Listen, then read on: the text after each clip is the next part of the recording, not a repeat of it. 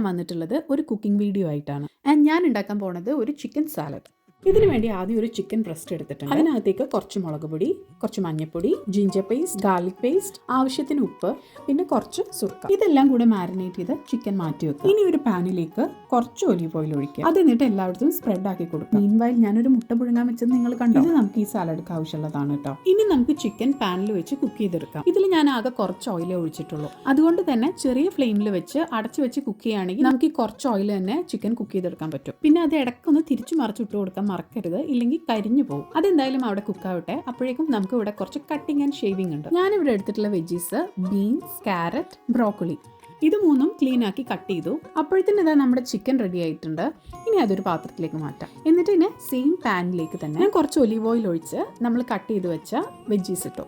അതിൻ്റെ കൂടെ തന്നെ ഞാൻ കുറച്ച് ഫ്രോസൺ ഗ്രീൻ പീസും കോണും കൂടെ ആഡ് ചെയ്തിട്ടുണ്ട്. ഒന്ന് മിക്സ് ചെയ്ത് കൊടുത്തു. എന്നിട്ട് ആവശ്യത്തിന് ഉപ്പിട്ടു. എന്നിട്ട് പിന്നെയും മിക്സ് ചെയ്തു. ഇനി അടച്ചു വെച്ച് കുക്ക് ചെയ്യാം.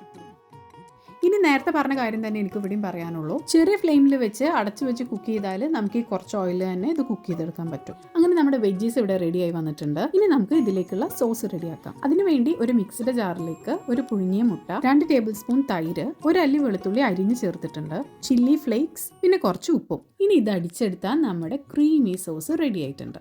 ഇനി നമ്മൾ നേരത്തെ പൊരിച്ചു വെച്ച ചിക്കൻ എടുത്തിട്ട് ചെറിയ പീസായിട്ട് കട്ട് ചെയ്തെടുക്കാം.